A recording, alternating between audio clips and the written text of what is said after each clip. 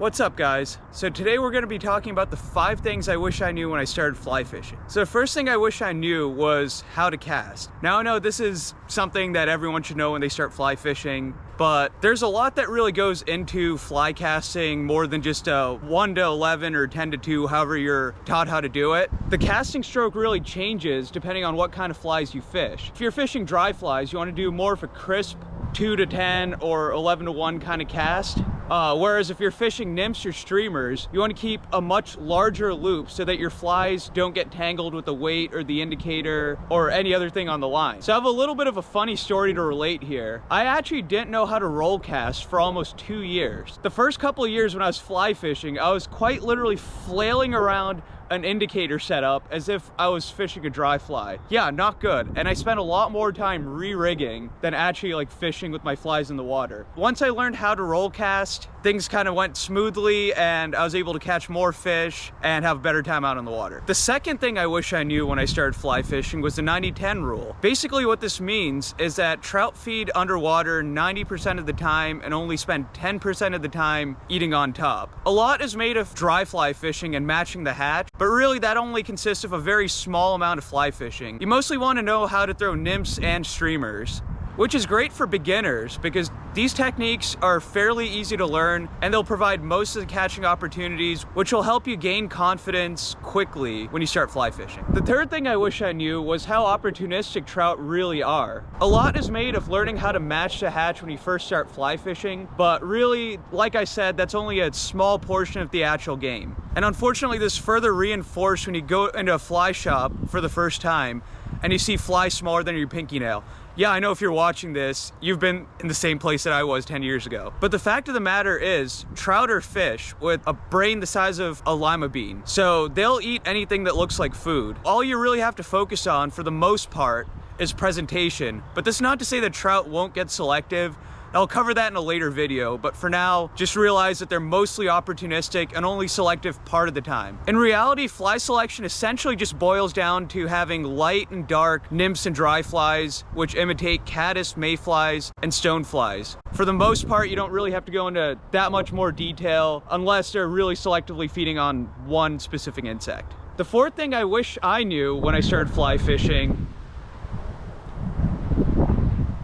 Damn, it's windy.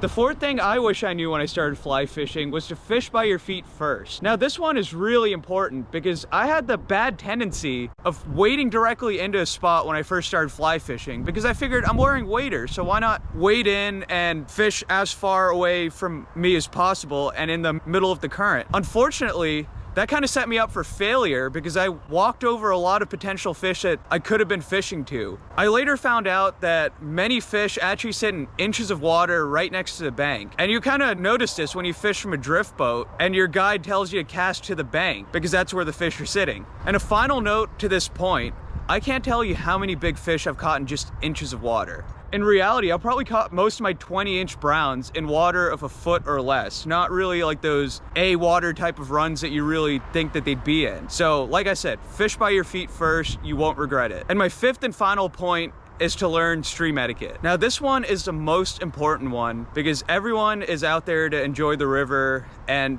to spend time in the outdoors. And the last thing anyone wants is for someone to invade their personal space and start casting over the water that they're just fishing. And I know a lot of beginners are guilty of this, and I was too when I started, and I kind of wish I knew this earlier on before having negative interactions with other anglers, because that's like the worst thing that can really happen, especially if you're there with the same interests and for the same purpose. Now, of course, stream etiquette varies depending on the fishery you're in. Say, for example, on a small stream, if you see a car parked at your spot, you'd want to drive a few miles upstream before you start fishing again. If you're on a stock stream or a heavily pressured wild trout stream like the Delaware or the Farmington, I'd say a few hundred yards is typically the best in these scenarios. And finally, if you're out on a Great Lakes stream fishing for steelhead or salmon, you could literally fish like 15-20 feet from someone. Just make sure not to tangle their line during a drift, because that's really obnoxious and really annoying. So at the end of the day, if you're unsure of what's too close close and what's too far. Just ask the person in the spot that you want to fish in whether or not you're too close to them, and if they're working upstream or downstream, because that kind of dictates where you could step in. I've had cases where I've talked to someone who's swinging streamers and they're working their way downstream, and I've been able to fish going upstream without any issue, and vice versa. So I hope you enjoyed this video and gained some value from watching it. If you have any questions, please consider commenting below and letting me know what they are, and I could try to address them a little better. And if you feel like you gained some value, I'd really appreciate it if you could like the video and subscribe to the channel and help us grow our audience. Hope you have a great day and tight lines.